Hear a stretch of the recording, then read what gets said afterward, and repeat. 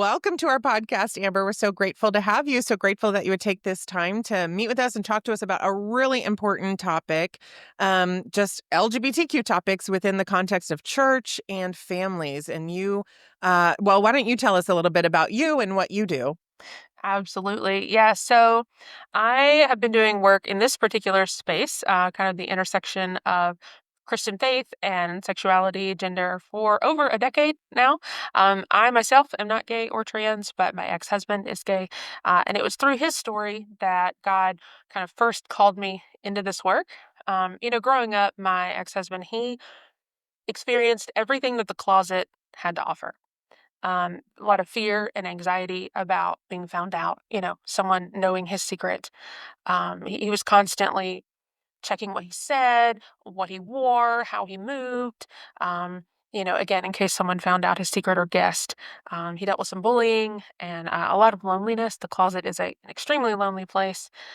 He was a Christian and he was active in his church growing up throughout his childhood and his teen years. But he always knew, that coming out would cost him. It would cost him his friends and his family and probably his faith. He didn't grow up hearing that God loves gay people and has good plans for them, good things to offer them. And finally, he couldn't take it anymore when he was in his early 20s, mid 20s, he came out. And then while we were married, we actually worked together in local churches to help people who experience same sex attraction to find belonging in their churches. And we wanted to help pastors care better for the gay people that are already there in the pews, not out there, but in here. And then after my husband and I divorced, he chose to leave our family. We had two kids at the time. We had two kids. I really still felt called to this kind of ministry. Um, and so a mutual friend actually introduced me to the executive director of the organization I work for now. It's called Equip. And I've been working for Equip for about 6 years now. And again, I have two kids. One is 11 and one is 9. And if one of them one day happens to experience same-sex attraction or profound, incongruence between their biological sex and their internal sense of gender, I want our church to know how to minister to them well. And I want that for all the kids who will grow up to experience same-sex attraction or experience gender incongruence. Um, I want them to be able to find a family. I want them to be able to thrive in their faith. Uh, and so, a huge motivation for the reason that I continue to do this work is my children and the other kids that I know, and all of our kids, that as they grow up in our churches, they'll come to know Jesus and know that Jesus has good things for gay people and for trans people. Wow. Love that. So important what you're doing. And I love that it's fueled by, your love and care for your ex-husband, but also your own children. And so what do you do with Equip now? Yeah, so we are a team of missionary consultants. That's what we like to say. We help churches to become places where LGBT plus people can thrive, according to historic Christian sexual ethics. And we do that through long-term partnerships with local churches, denominations. We also work with colleges and universities and on-campus organizations, things like that. But we really want to help pastors, parents, and other leaders to prevent the wounds of the closet, to raise the bar for everyone's sexual stewardship, and to ensure that people who are single for life can find lifelong family and not loneliness. And in that, my primary role at Equip is to help parents of younger children, particularly ages 2 to 12, to have conversations about sex, sexuality, and gender. Again, so that they grow up knowing God loves gay people, God loves trans people, and has good things for them. Mm. That's Love that. amazing. Yeah.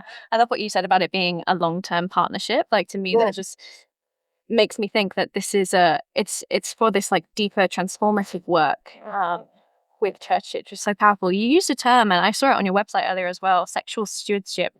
Sexual stewardship. Yes. That's beautiful. I find it a really inspiring term, but could you maybe explain a bit more about what that means to you and to Equip?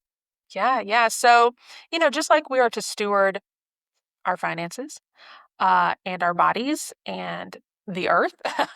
We're called to stewardship in a Christian way for over many areas of our lives, and sexuality is no different. And we at Equip believe that that the way that Christians are to steward, adult Christians, um, kids too, but particularly teen and adult Christians are to steward their sexuality. God gives us two ways to do that. One is through Christian marriage, right, which would be one man, one woman for life with an openness to raising children. And then the other way to do that is God may call some people to what we call vocational singleness. So you have a vocation of Christian marriage or a vocation of singleness, and God calls you to one of those two areas. Um, and so vocational singleness would be intentional, lifelong celibate singleness for the sake of doing kingdom work that parents just don't have time to do, right? So those vocationally single folks can do things like um, work in lower income areas because they're not supporting children and a spouse. They can, give their lives more time and energy to bringing up, new Christians, maybe as pastor or minister at a church. They can do mission work maybe in areas that a married family with children could not do.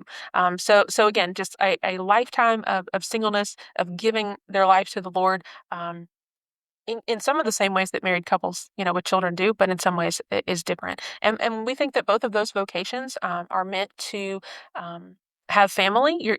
A call to singleness is not a call to loneliness for the sake of the gospel. It's still a call to family. We all need family, and it's a call to do deep kingdom work. Both of them are calls to do deep kingdom work, just in different ways.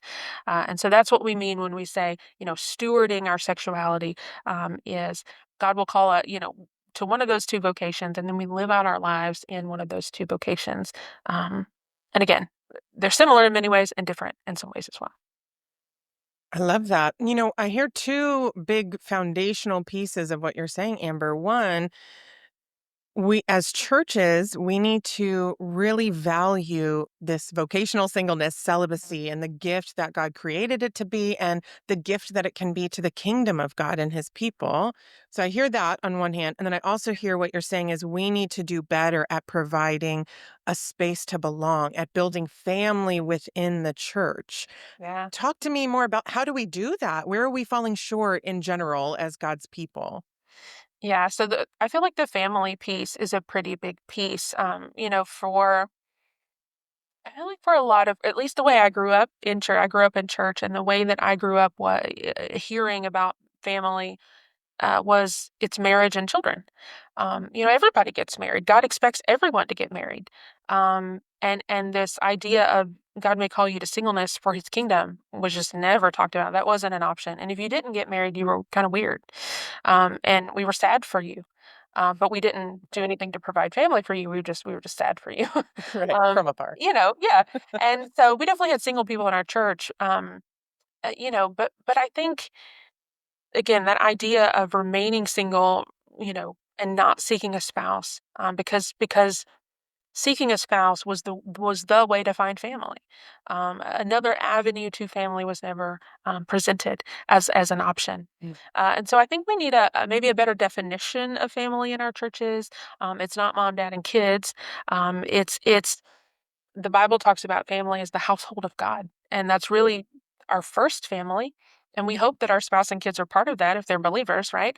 Um, and we have obligations and responsibilities to our spouse and kids for sure, but really our first family is the household of God.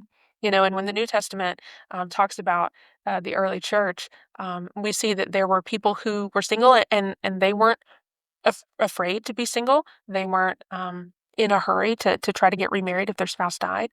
Why? Well, because the church was there, and they knew the church was going to be there because the church was providing that family for them. So I think we've lost a little bit of the definition of what Christian family is supposed to be, and I think we're maybe afraid of. That if we provide family to someone outside of our spouse and kids, that's going to take away our time and our money and our finance, our space. We don't want to kind of allow anyone else in that feels intrusive in some ways in our Western culture, I think. And so, we can't be family for every single person in our church context, but we could be family for a few. right? We could pick a single person as the godparent for our kids and really bring them in and kind of adopt them as a family member and include them as we would our spouse and kids in some ways. So I think it's things like geographic stability, stick around, you know? Mhm. And that may mean you sacrifice a job or you sacrifice, kind of your dream house or something like that to stay in the same neighborhood so that you can continue to be family. It may mean that, we invite that person, not just, hey, we're going to have a meal at Christmas, come through, but like, hey, you're part of our family. We've got a stocking for you and gifts for you under the tree. We expect you to be here, taking vacations together, inviting them in, you know, as a mom, just come clean my house with me. Come sit on the couch and talk to me while I clean my, Please. just be around. It's people we can expect to be around for the long term. And it's kind of committing in some ways to be around and to help create that family. And then churches can help create families for single folks as well. Encourage single folks to, live in the same apartment building, to live on the same street, to live in the same house, to set up some kind of 5 or 6 bedroom home with, single people living together and that be their family. And they commit to each other like a family. They do holidays and vacations together. So being creative and imaginative about the ways that we can provide family, not only for kind of the nuclear families, so to speak, that are already in our churches, but definitely for those on the margins who maybe don't have that, the widows and the divorcees and the singles, people who need family in a different kind of way than spouse and kids. Yeah, I love that. I love, one of our big values here on this podcast is just some practicality, right? We want to get in. Let's not just say, let's create family. Let's talk about ways we can do that because that might sound a little bit Yeah, foreign. We yeah. might not know what that looks like. And you gave so many great examples. love I actually heard, yeah, me too, right? Especially, right? You teach parents of how to teach their kids, younger kids and parents, especially in this big, scary topic. We need some practicals and churches too, right? So I love those practicals you gave. And one thing I heard recently was kind of in the same subject matter, subject area. How can we create family for single people in church context? And it said something like, hey, you celebrate your anniversary and your children's birthday, but they might not have that to celebrate, but celebrate their birthday in a big way. Like go do a big birthday celebration for them, not just here's a card and a quick $10 gift, right? But like, let's have a big party to really celebrate this. So I love that you're just giving us some practicals to kind of get out of our rut of what seems typical in our church cultures or even in our culture at large and think through some different lenses. Georgia, you are single. Any thoughts on ideas on how to do this or any thoughts on what Amber's saying here? I'm gonna move into my married friend's house next week. Like that's it. Help her clean it. Right. Yeah. No, That's a great that's it. example. I'm gonna text them and be like, Yeah. I'm moving in. Sorry. No, I'm very moved by that because I think it's something I've thought about. And what I love about this is that it does extend like beyond like just LGBT plus people. It is like for like single people in churches, and I think I feel strongly like there is a tendency to you either get married and like that's very comfortable for church, that's very familiar and known, and Right. even like we're so comfortable with scriptures about family being applied to the nuclear family, like scripture about fathers and mothers and children.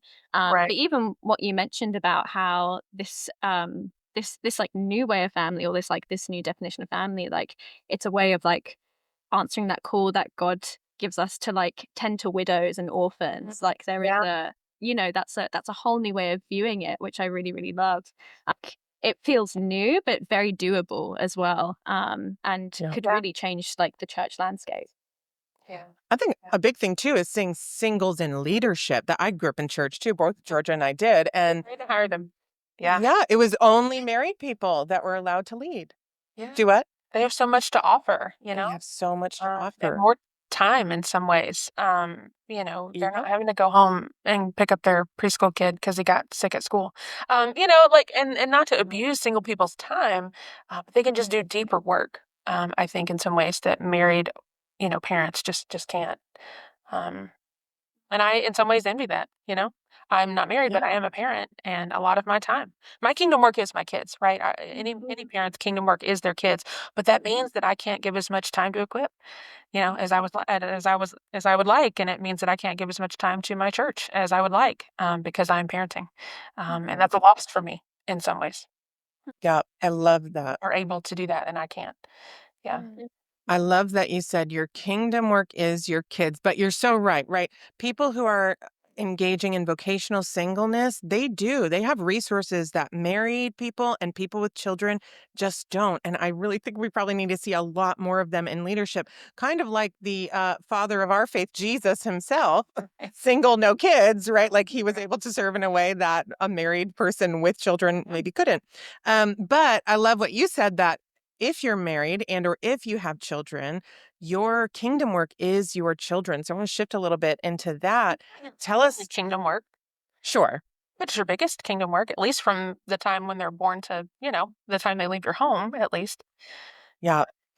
And I think talking, part of that kingdom work, such a big part of that is teaching your kids about this foundational sex, sexuality, and gender. I work in this field too. And I think that this is so foundational to our understanding of God and what he wants in relationship with us. So helping our kids to understand intimacy, sex, sexuality, gender seems, of the utmost importance to me. Where do we start with talking to our kids, our younger kids, about some of these really delicate topics?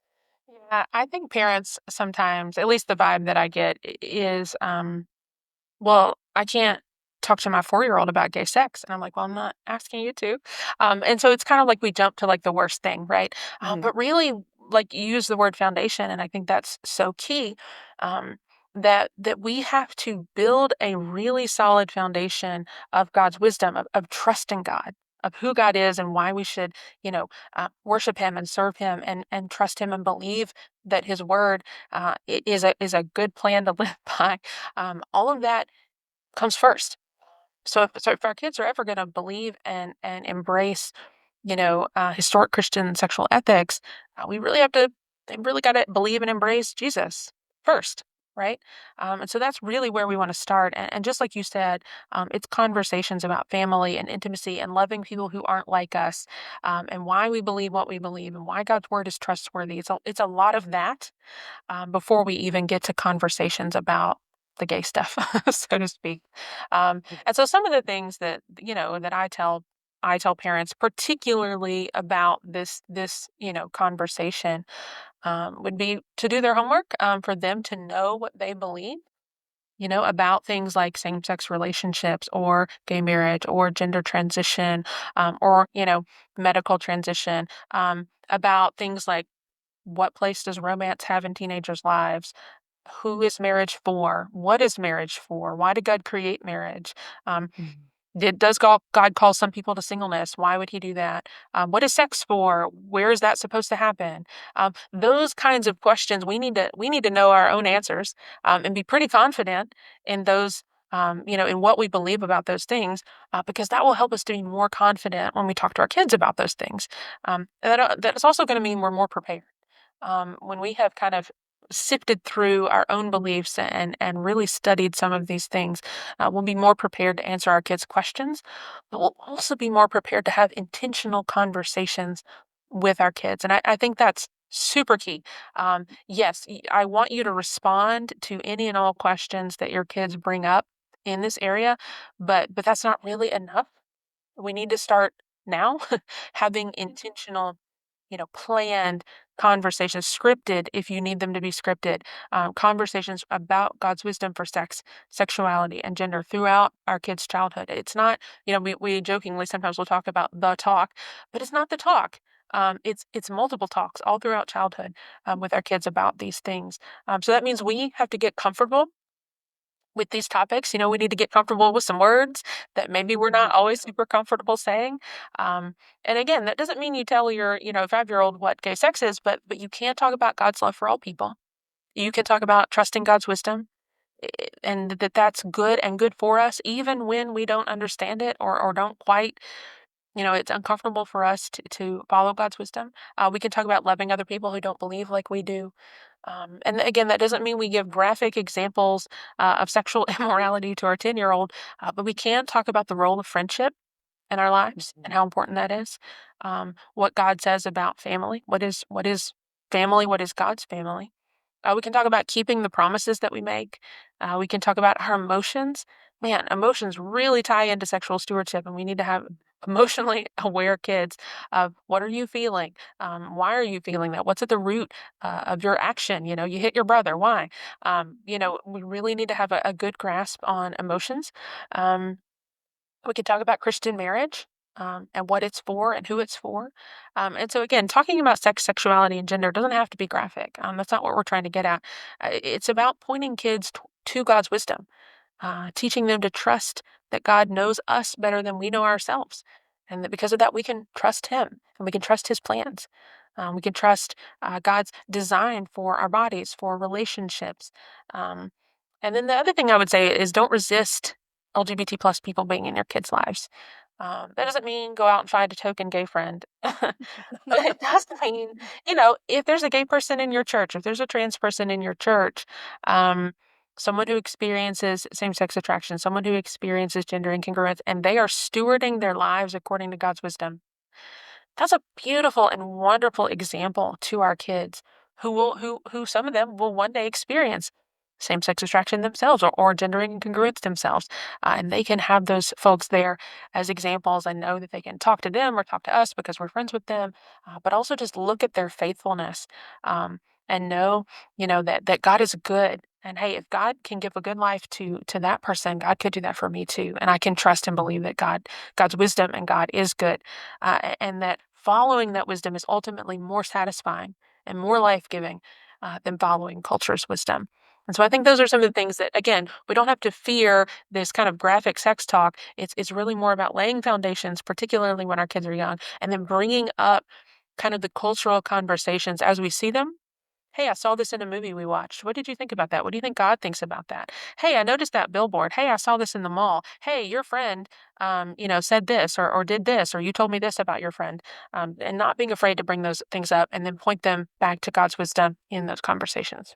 Mm. Wow. Yeah, I hear you, Amber, saying like there's a certain like proactivity that we need to have in terms of like understanding our own like, yeah, what does God say about this? So that, I wonder with some parents, yeah, like obviously I'm not a parent myself, but I do wonder if there is this like resistance to engaging with it out of like a desire to avoid, and it's like, oh, I'll just deal with it when they ask, when really that's like that's Yeah. the moment when you don't want to be suddenly thinking about, okay, Yeah. what do I think about this, what am I going to pass on to my child? Like there is like a real importance in like really like considering it beforehand, like before these conversations come up, before they surprise you.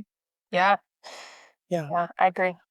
I always say that I see two types of parents. One that overly pursues in this area, right? They're saying, like, let's talk. And every time they talk to their kids, they're like, what are you thinking about? Are you gay? Are you same sex attracted? Right? Like, or do you experience this? Let's talk about this. Let's talk about what we saw in that movie.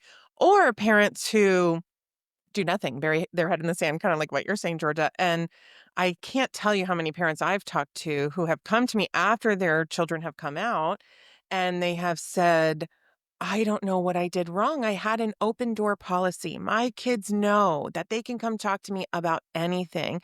And so I love this piece that you're offering us that we need to be proactive, intentional. I love that word. I use that word too. We have to be intentional. We have to go there first before they come to us. And we also need to be open when they come to us, but we need to go to them first. So what does that, you kind of gave a little bit of example, right? Like, hey, we saw this on the movie. What did you think about that? You have a friend that's experiencing this. Let's talk about that. Any other practicals or ideas around that? Just how to build time for these conversations with our kids? Yeah. So I drive my kids to and from school, and I'm sure many parents drive their kids to and from practices and church and whatever else. When they're in the car, they're buckled in, they can't get away. And so it's a great time for conversation. They are trapped with you. And also, looking a kid in the eyes and talking about something that you're kind of putting off this intense vibe, even if you're not trying to, if we feel embarrassment, shame, or hesitation, or, it can put off of like, this is a really intense conversation. If we're looking our kids in the eyes, it can be intimidating, right? And so if you're driving, you can't look them in the eyes. And so there's lots of kind of pros to having these conversations in the car. And usually, don't do it on a 6-hour road trip, but if it's a 20-minute drive, they know you're going to be there in 20 minutes and then they're done, right? And so it kind of gives a time frame, and it can feel less high stakes. I think when you're making these regular kind of moments of conversation. So we'll sometimes have not always, but sometimes have conversations in the car, to and from school, or to and from wherever we're headed. So that can be a good option. It can also be, maybe there's a new movie, the Buzz Lightyear movie that came out. There was a gay character, and that kind of caused a little bit of a brouhaha among the Christian circles. Go see that movie and then talk about it. Hey, did you notice that so and so? I don't know the character. I never did see the movie, but so and so had a wife. Um, and if you don't feel like you need to bring it up because your kid didn't notice, you don't have to. But it's an opportunity that you could take advantage of. Um, so kind of like preview the movie, know about it, and then plan to have that conversation after. And so there, I think lots of small space. My kids love to talk, when they're supposed to be going to sleep at night. They want me to sit on their bed with them, and they just want to talk, talk, talk. Yes. Partly to avoid going to bed, but partly because it's a calm, quiet, dark environment, and they're kind of sifting in their brains through the day, and they've got stuff they want to say. That can be a good opportunity. And another thing I really like to do, I was a literature teacher, before I moved into this line of work. And so I love reading. I love books. I read a ton of kids' books to my kids when they were really small, and still do some. But man, kids' books can be a really great opportunity. Read the book together and then comment on the book. Hey, I noticed this in this book. And they can be teaching tools. Talking about, there are lots of good Christian books out there about God's family, about the Bible, about, church. But then there's also books. There's a lot of LGBTQ plus books out there that are not Christian. And your kid may come across them in the library, at the book fair. And if your kid does, or if you just want to bring one home and read it together, or any kind of brokenness, divorce, or things like consent. So many kids' books on consent. And, read through those books and use them again. Don't let the book teach. Don't let the book be the teacher. You are the teacher, and you use the book as a teaching tool to help teach your child about sex or sexuality or gender, or again, family or church or God. And so I review a kid's book every Friday on my social media and give parents like little conversation starters or examples, um, the ways that they could use that book, or a book like it, to talk to their kids about some of these things. And so I think kids' books can be a good resource, particularly if you read to your kids all the time anyway.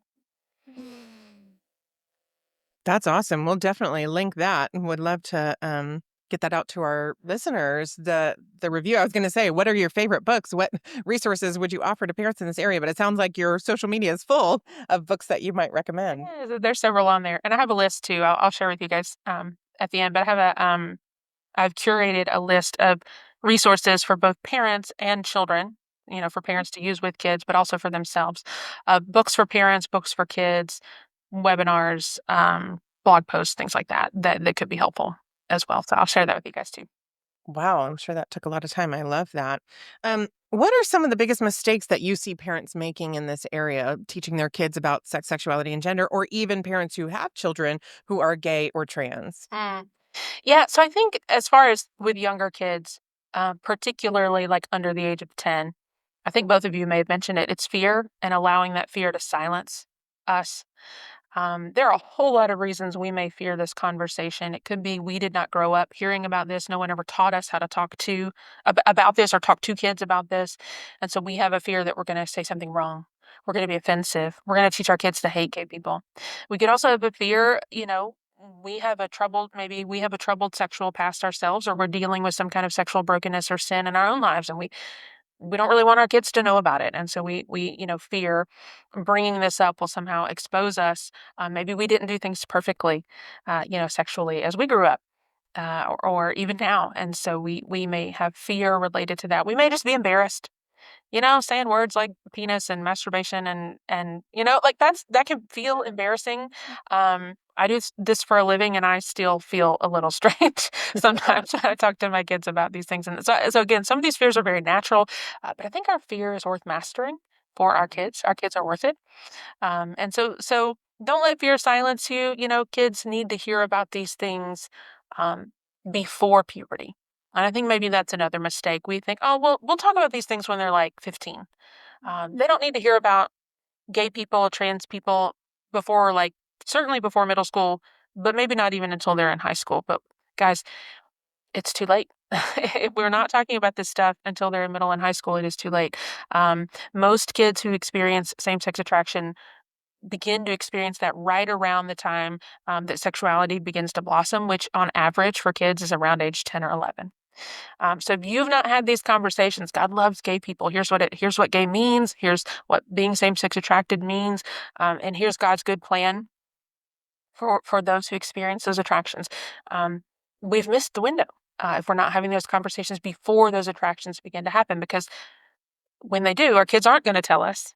Studies show there's a 5-year gap between when kids start to experience internally those attractions and when they tell someone else, and they may not tell you first. So it could be even a longer gap. So again, average of 5 years. So if they kind of have these feelings at age 11, they might not be 16, 17 until they tell you. Again, it's too late. They've used those 5 years to figure out what they believe, how they're going to steward their sexuality. And a lot of times culture is the one that's doing the teaching during that time. And so we want to make sure we're having these conversations, again, in age-appropriate ways. But kids need to know, that gay people exist, that people who experience gender incongruence exist before puberty. And a lot of gender incongruence for kids who experience gender incongruence can start as young as age like 3 and 4. Um, so again, we need to be helping our kids understand gender and our bodies and what God made those for and what God's intentions were. So we don't want to wait till they're teens. Again, age appropriate, but we do want to start having those conversations. It's not destroying innocence to give our kids information. We want informed kids. That protects our kids. That helps guide our kids into God's wisdom. It's not destroying anything. It's helping protect. And then I think sometimes another mistake parents make. I have two more. One is we make assumptions. We make an assumption that our kid will be straight and get married. And statistically, that's just not true. A majority of our kids will get married, but some won't. There could be a circumstance in your child's past or present that just makes marriage almost impossible. Um, God could call them to vocational singleness, or statistically, there are not enough single men, for the single women in our churches. There's just not enough of them. So I think that's a brokenness of the world, but that just means that maybe even some people who would be called to marriage maybe won't get married because there's just not enough godly men around for the single women. And so when we're making those assumptions about our kids, that colors the way that we talk about things. We might say, well, one day when you get married, or hey, when you have kids one day. Um, and we don't want to set that assumption up for them, right? Because it's coloring the way that we talk, but it's also setting up their own expectations. And then what if God calls them to a different path, or that expectation never comes to fruition? Then what? What happens to their faith then? So I think we want to be careful about assumptions. And then also we want to be careful not to conflate attractions with sin or an experience of gender with sin, right? I think that being attracted to people of the same sex is a brokenness. It's not how God intended for things to be, but it's not sin to experience same-sex attraction. I think experiencing gender incongruence is a brokenness. It's not how God intended for things to be, but it's not a sin. And so we need to be careful that we kind of parse out sin versus brokenness when we talk to our kids. Our kids are going to experience a lot of brokenness in their own bodies, their own minds, in the world around them as they grow up. We are often injured by the broken world that we live in. And so our kids really need to understand brokenness, and they need to understand sin, and they need to understand how those are different. And so those are some of the things I think we as parents can make a mistake on. It doesn't mean it's not fixable. We can go back and have those conversations. Um, but it is something to be aware of as we start these conversations with our kids, for sure. Wow. Love that. I'm very struck by the what you said about like the 5 years discrepancy between like first experiencing maybe same-sex attraction or gender incongruence, and then telling someone, and even what you said about like how those 5 years, I mean, they tend to be just like some of the most formative years Yeah. of a person's life. I mean, we're talking 10 till 15. I suppose I'm mindful of potentially some of our listeners are parents who didn't interact with this until their kids were 16, and they're experiencing that sense of like guilt or grief over like, oh, I left it too late. Um, how what would you say to those parents where it's like they now have teenagers who are experiencing same-sex attraction or gender incongruence? Like what what can they do from now? Yeah, that's a really good question. One, I would say it's not your fault. It's not your fault that nobody taught you how to bring up your kid. It's not your fault that nobody shared with you God's good news and good plans and good design for gay and trans people. It's not your fault that your kid experiences same-sex attraction or gender incongruence. You didn't do anything to make that happen, and your kid didn't either. They didn't choose it. Um, you know, so it's not your fault. I would say it's okay to mourn. When we have something fixed in our mind, we all do it with our kids. We all do it with, our lives. It's a grief process when that thing doesn't happen or it happens differently than we thought it would. That doesn't mean that thing is bad or good. It just means now we kind of have to mourn. It's okay to mourn. I would say don't mourn with your kid. They may kind of feel like, oh, it's my fault. Mom or dad is sad and upset, but it's okay to mourn. It's okay to go to therapy. It's okay to find a group. It's okay to talk to your pastor about it. Talk to a friend about it. Um, and then I would say, get educated, do some reading, listen to some podcasts, again, find some solid resources, websites that you can learn from. There are some really great parent groups out there that are run by other Christians that have been really beneficial and life changing for those parents who've become part of those groups. Um, and then I would say, in some ways it may be too late for you to like go back and have those conversations with your 5 and 10 and 15-year-old because your kid's now an older teen or a young adult. But that doesn't mean that you can't use your family's story in some really profound ways. You can be a part of changing your church. You can be a part of helping younger parents understand the need and somewhat the urgency of talking about these things with their kids. You can say, wow, I wish when my kid was 5 and 10, I'd had these conversations. You can be a part of helping change the church for this generation that's growing up now. And so, don't be afraid to use your story, even if it's not directly helping your child. And then I would say, don't be afraid to have conversations with your kid. If they're 15, 16, 17, you may think, oh, it's too late. I just won't say anything. You can, you know, God can still use those conversations. In some ways, it may be too late to kind of in those form some of their thinking, but it's not too late to talk to them about it. It's not too late for them to embrace God's wisdom. We can still parents have so much influence. I think we forget that even teenagers, a couple studies showed that even when our kids are teens, it's the parents that have more influence on their sexual decisions than their peers, than porn, than TV. Now, those things all have influence, right? And it may seem like we don't have any, but research says that we do. And so we need to not forget we actually do have influence, and what we say, matters to our kids, and particularly to if we think it's too late, they're gay, they're trans, and I wish I would have, and I didn't, and now what do I do? Um, it's not your fault. It's okay to mourn. Change your church for the next generation. Would be what I would say to kids or to parents of kids, older kids, who may be experiencing same-sex attraction. I think it is different. I would have different advice if your kid is, say, 12 to 16, 12 to 17, and they just came out to you, right? Because some of our kids are going to know at age 10, 11, and some of our kids are going to tell us early. We want them to tell us early, right? That's part of that getting rid of the closet that we want to do. And so if your kid does come to you and tells you early, and they've not come out to really many other people or anyone else, and they are still seeking advice from you, and you are still having conversations about these things, I think I would say remind those parents, hey, God's wisdom for your gay child's sexual stewardship is no different than God's wisdom for anyone else's sexual stewardship. And God's wisdom for the way that your trans child is to steward their body and their gender is no different from the way that God calls the rest of everyone else to steward their body and their gender. I think sometimes we forget that, and that's really important.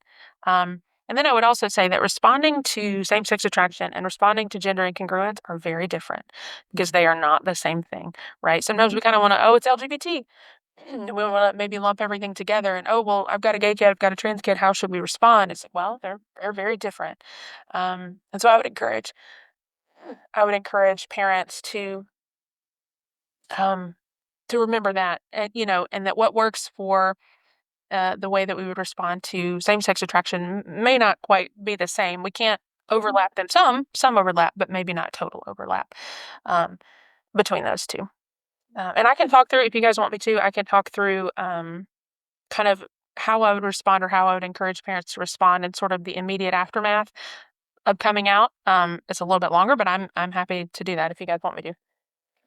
Yeah, well, I think, wow, first, what hope you're offering to parents who maybe feel some of that regret that they didn't Real. address some of these topics beforehand or even respond the way that they wanted to when their child did come out to them. And so, Georgia and I know that as therapists, that what matters less in relationships is conflict. What Mhm. matters more is repair attempts, right? That we go back and we try to reconnect when possible. And so, that's what you're offering. What I hear, a big part of what you're offering parents is, yeah, there's room to go back and mourn what you didn't know, what you weren't able to offer your kids. But there's also room to reconnect in the here and now, even by saying, I'm so sorry, I didn't know back then. If I did, I would have. Yeah. But let's talk about it now, right? Like you said, not let's talk about it on a 5-year-old level like we would have back then, but let's talk about the aftermath now. Yeah. Yeah, but I am really interested. How would you advise parents to talk through each of those levels, right? If their child comes out as either gay or trans, in that initial aftermath, what would you offer to parents? Yeah. And again, this is like in the first maybe days, weeks, months. This is not your kid's been out for 3 years, and this is kind of initial. But I would say avoid forced choice moments is pretty important. Sometimes we are tempted, as parents, we this fear rises up in us, and oh, what are they going to do now? And we may be tempted to challenge our kid to choose between God and their gay identity, or choose between being a Christian and the language choices they're using, or choose between God and a same sex romantic relationship if that's something that they've revealed, or choose between being a Christian and having a pride flag in their room. Um, but if we force those choices or any one of those choices, it could and may often lead a teen to reject God or reject the faith in favor of the goodness that they've found in the acceptance and community and belonging among other gay people if they've kind of been in that world a little bit, especially if they're not finding deep and intimate relationships in their Christian community, in their church, right? So be careful of forced choice moments. It's probably not worth it for now. I think you can invite your child to steward their sexuality according to a traditional Christian sexual ethic, particularly if they still live in your home and you're still, paying for their phone and paying for their gasoline and all of those sorts of things. They are still your child. And so you can ask them to do that. And then I think we need to patiently explore with our kids, our gay kids, um, you know, what does God say about sex and about stewarding our sexuality? Why did God order the world this way? Mm. What does this mean for me? And really give our teens time to raise questions, raise concerns, have some arguments with us or with God. The Holy Spirit is faithful. And he is going to continue to work in our kids' lives. And sometimes we need to pray a lot and also remember that God is always at work. And we are joining him in that work, but he is always at work. And he's not abandoned us or abandoned our kid. And then we need to remember, you know what? Unless you are a sexual minority, you don't know what it's like to be one. And even if you are one, you're not your child. And so it may be helpful to say something like, I don't know what it's like to be a 15-year-old gay kid who goes to a public school and goes to church. And can you tell me more? Tell me what that's like. You just admit, I don't know. I don't know what that's like. Don't ask your child to hide their orientation. That would be creating a closet. If they want to tell people, that's their prerogative. At the same time, don't out your child without their permission. If they don't want to tell someone, you don't tell them, right? Even other family members, don't tell grandma. You don't tell, your aunt without their permission. I do think that their other parent is an exception unless you feel that the other parent is unsafe in some way. So if you're married to their other parent, I think as a spouse, you want to be able to communicate with them. I think it's okay to tell them. But if you think the spouse would be, their other parent, your spouse would be unsafe, maybe don't tell them. If your child has said, hey, don't tell dad. Whatever you do, don't tell dad. Have a conversation about it, but you may want to let them know, hey, like I really think dad needs to know, and I am gonna, if you don't want to tell him, I respect that, but I am gonna, as a parent, as a spouse, I need to be able to tell him. So I think that would be an exception. And then I would say don't ask loaded questions, especially about faith, theology, and their sexual practices. For now, again, it doesn't mean you can never ask those questions. Just don't ask them now. You've got other things to talk about. Don't suggest that your child could be healed or changed. Orientation change therapy has really high rates of increasing suicidal ideation. So it's really good at that, but it's really bad at actually changing orientation. Basically, it doesn't work. About 4% of people say that their orientation was changed, but in some cases it meant that they just stopped using the word gay to describe their attractions, and they called that change. So um, don't suggest those things, and don't send your child to therapy unless some kind of mental health concern has been expressed. So, if they've had suicidal ideation, if they've um, disclosed self-harm, if they are depressed, yes, they probably do need the help of a therapist or, potentially medication of some kind. But if it's just, hey, mom, I'm gay, that doesn't necessarily require therapy. And then I would say don't ignore it. One conversation when they come out isn't enough. Even if you feel fine having a gay child, it's not like a problem. You're not worried. You want to come back to the conversation. And then I think some do's, do thank your child for telling you. Wow, that was so brave. I know it was probably hard to tell your mom and your dad these things. I'm so grateful you told us. And then believe your child. Sometimes we out of our own fear, we want to think, oh, this is just a phase. You're too young. You can't possibly know that. But really, that's only going to shut down further conversation. We want to reassure our kids. You know what? I love you. I will always love you, and I'm so thankful that you told me. I'm going to be here with you no matter what. And I really want to hear your whole story. And hey, I want you to know this is your home and we are your family always. And that can just go so far in relieving some of those fears that they may have about coming out. And remember to engage your child as a whole person. Their attractions are a part of who they are, but they're not the whole. They may be a small part, or that right now they may be a big part.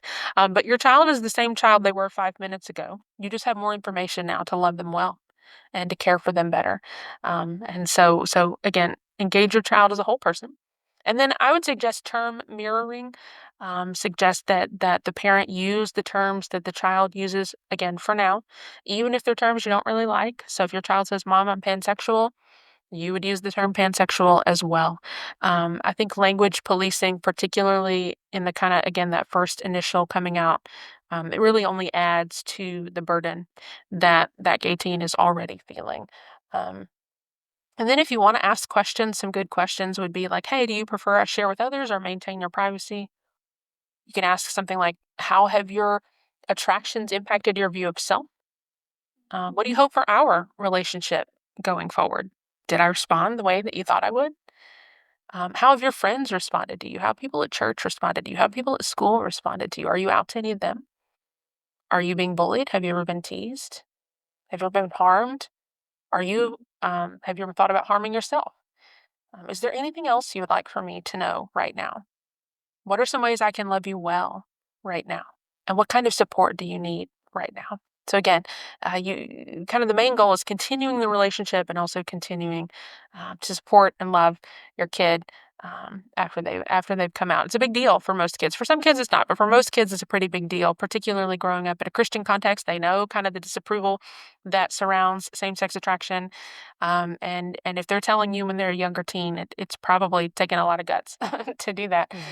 And so honoring that is a really good starting place. And so that's kind of what I would encourage parents of gay teens to kind of that initial first couple weeks, first couple months, and then again get educated, read some stuff, read some blogs. Your child's not your teacher, and that's not their job. And so if you are curious, you have a question about theology, or you've got a question about same-sex attraction in some way, the science or something like that, do some research, do some reading, reach out to some people that you know might have resources that would be helpful, and do kind of be educated and then come back to the conversation from there. That is That's so great. powerful. Yeah, thank you so much, Amber, for sharing all that. That is so helpful.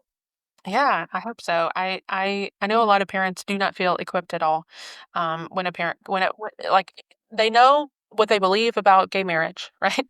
And they know they love their kid, um, but then they kind of beyond that they don't really know what to do, and we're not really taught that. That's not a lesson I've ever learned in church. And so parents just often feel, you know, at wit's end. They just don't know what to do, and so it's helpful to have. I think again, I love practical guidance, and so I think it's helpful um, to have that practical. Here's some things you can say and do. Here's some things you probably shouldn't say and do. Right. And again, for gender incongruence, it's different. Um, my own personal feeling is that gender is more complex than sexuality. I feel like there's more gray, so to speak, in some of the ways that we may respond. Um, God's pretty clear, uh, same-sex romantic and sexual activity are sins in any context. But and there's some pretty clear stuff about gender as well. But then again, I feel like there's a little more gray, particularly when we think about how Christians should respond to how feelings of gender incongruence and kind of what we do with that or encourage our child to do with that. So kind of here, it's very flyover. There's a lot more depth that I think parents would need to like know and understand. Um, but Equip's parent course, forthcoming book have much more information in them. But kind of a flyover, I would encourage parents to listen. Now's not the time to dispute your kid's feelings or dispute where those feelings came from. Um, I would say now is the time, to recognize that your child did not choose to experience gender incongruence, no matter where it came from or where you think it came from. This is not a conscious choice that they made, right? Um, I would also say choose not to embrace a concrete transgender identity on behalf of your child. And I would encourage the parent to encourage their child to delay embracing that concrete trans identity as well, because for kids at least, um, 80% of that gender incongruence is going to resolve, or for 80% of those kids, the gender incongruence is going to resolve by the time they're into young adulthood. It's a little different with a kid who's older, but for younger kids who have either gender incongruence or a diagnosed gender dysphoria, most of them will experience resolution by the time they're in young adulthood. And then I would say help your kid resolve that distress that they feel around their gender as much as they can, and then manage the incongruence that remains. And so, number one, that means addressing mental health challenges before any conversation about transition can take place, right? We don't want to be making decisions about risky medical procedures or, changing a name or using different pronouns if your child is deeply depressed or is self harming or is suicidal. Um, we have to address mental health first. You just have to. And in addition, a majority of kids who experience gender incongruence also experience co-occurring mental health challenges or other challenges like depression, anxiety, suicidal ideation. So they have to be addressed. And then to a lesser degree, but still in higher numbers than the cisgender population, substance use disorders. Again, this would be more like teenagers, bipolar disorder, eating disorders, autism, PTSD, and self-harm. And so, if your child is experiencing any of those kind of co-occurring things, those need to be addressed before you can start making decisions about transition. So again, mental health needs to be a priority. Um, I just don't think kids and teens can make decisions about the management of their gender incongruence when they're in a depressed state or when they're anxious, right? Um, and so it's important to do that. And then you want to address the distress from the incongruence. So it could be something like talking about gender stereotypes. There's a lot of those in our culture, particularly in our churches. And if they don't really fit into their stereotypes, they may feel a lot of shame. And so we can help heal that shame that they may feel about gender stereotypes. We can help them to identify, painful memories when they were shamed for kind of not adhering to some kind of cultural gender stereotype as a kid or as a teen. And we can even give them permission to reject gender stereotypes. We also want to help our kids to find belonging. A lot of trans kids report they feel like they don't belong, and um, they need places where they can make sense of their distress and they can find belonging, particularly apart from social media. Uh, Social media, as we're learning, studies are coming out, it's just not helpful for any kid. And it's not helpful for our gender incongruent kids either. And then after you have addressed mental health concerns, shame, gender stereotypes and overprescription, those things have been rejected. After community has been established, after your kid's been away from excessive social media use, when all of those things have happened, then you can start to discuss kind of what maybe steps of transition could help mitigate the remaining distress that they're feeling from gender incongruence. I would also encourage parents know the facts. Medical transition has really high satisfaction rates, but it has not been proven to reduce suicidality or to address other mental health concerns. It is not a tool, it is not an effective tool for becoming mentally healthy. Your child will disagree with you because there are many sources that say, "Oh, do you want to push your kid towards suicidality or self-harm?" But transition has not been proven to be an effective way to deal with mental health concerns. The studies just don't show that. And in some cases, they show the opposite. And then I would encourage parents, if you have addressed all of those other things and distress has remained and you're thinking about transition, really take a stepwise approach. And when I use the word transition, I don't mean necessarily medical transition, right? There are other transitions, and one of them is social transition, and that can include things like uh, different name, different pronouns, different hairstyle, different clothing, using a different bathroom, um, males painting their fingernails or females carrying a wallet, or, it can mean a lot of different things in the realm of social transition. Um, and you want to keep in mind that as you are taking steps to kind of manage this incongruence that is remaining for your child, you need to have set in your mind, this is not a foregone conclusion that we're going to medical transition. Your teen might think it is, but in your mind, and probably make clear to your teen, hey, this does not mean we're on the train to full, hormonal and surgical transition. That's not what we're doing here. And as a parent, you kind of got to decide, when my kid is still in my home and is still a minor, what do I feel is God honoring to their body and what is not.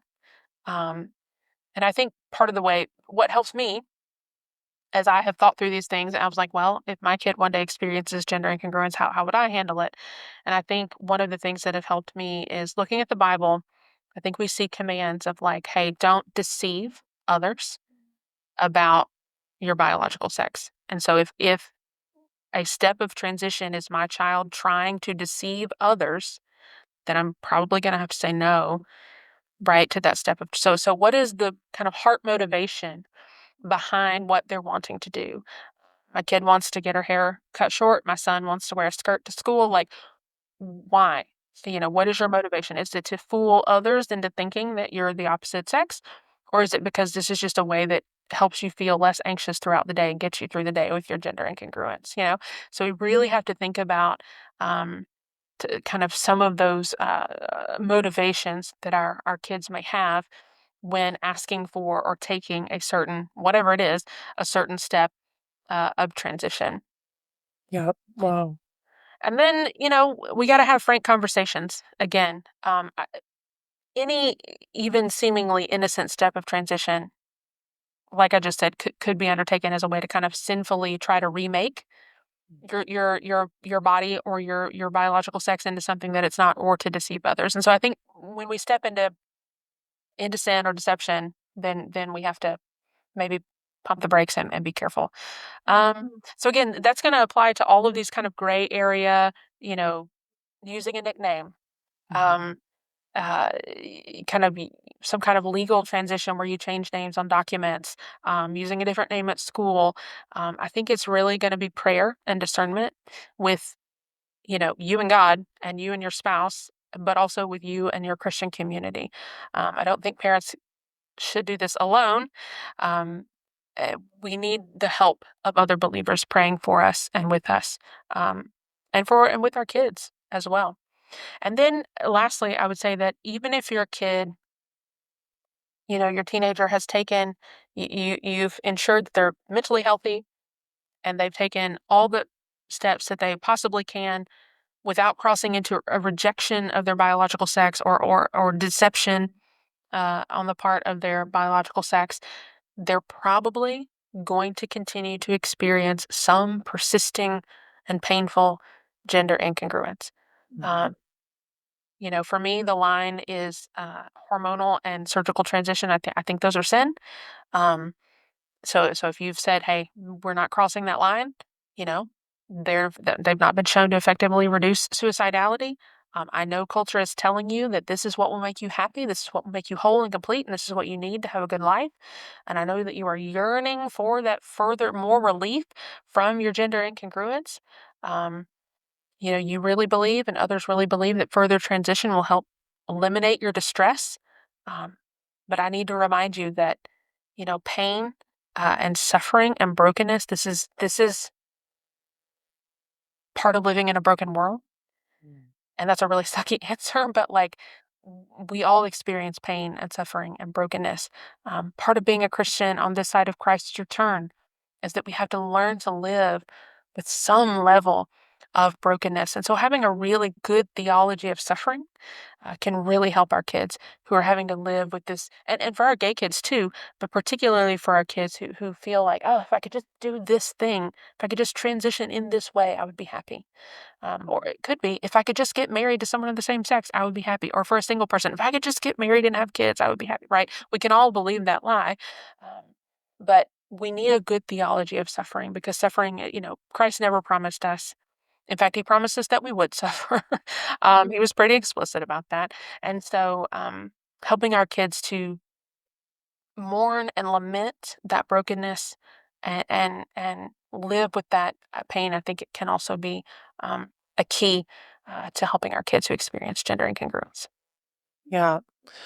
Amber, I love that what you're saying, what I hear kind of at the base, the foundation of what you're saying is that our kids need to belong. They need community. They need connection. That's a big buzzword on our podcast in our lives. Me and Georgia talking about connection. We're wired for connection. That's how God created us. We're meant to get that first from Him, then from our nuclear family, and then beyond, right, in God's church and beyond. And so we as parents, I often use that word stewardship as it relates to our parenting role, right? We are called to Yeah. steward our children. And as part of our stewardship over our children, we're called to help them build that connection with God within our family. And I love how you pointed out outside of our family as well, they need to feel that belonging. Yeah. But letting them know that, hey, whatever boundaries we've decided for our home, right? And I love how you laid some of those out. The line is sin. Now, I like how you also offered, that was going to be one follow-up question for me. What about for parents who decide, well, for me, the line of sin comes a little bit before hormones, right? And I Right. love how you gave the answer. It's going to require prayer and discernment to really, discern through the Spirit, what is the line of sin. Yeah. But ultimately, what we can do is provide that underlying connection, safety net, sense of belonging for our children in our families. We can seek to create it outside of our homes, within God's church. That's all part of our role. Where can our listeners find you and some of your resources if they have more questions about this? Yeah. And I would love to answer those questions. I'm available by email, Amber at equipyourcommunity.org, AMBER. At equipyourcommunity.org is my email address. Feel free to email me. I write a lot. I write a lot of blog posts for Equip. And again, equipyourcommunity.org is where you can find a lot of those blog posts. And then personally, on my own personal social media channels, I share, they're not exactly for work, but they are this work. And I share a lot of information specifically for parents. And so you can find me at Amber Garrett Carroll, and I can send that to you guys so you can type it out. AmberGarrettCarroll is my handle both on Instagram and on Facebook. And again, every Friday I share a book review, but I also share lots of other just small, practical tips and ways that we can engage our kids and have conversation with our kids. Um, and then one of the biggest kind of projects, took me about 3 years, that I have done for Equip is I created our parent course. And that is an on-demand video resource. There's, I think, 12, maybe 16.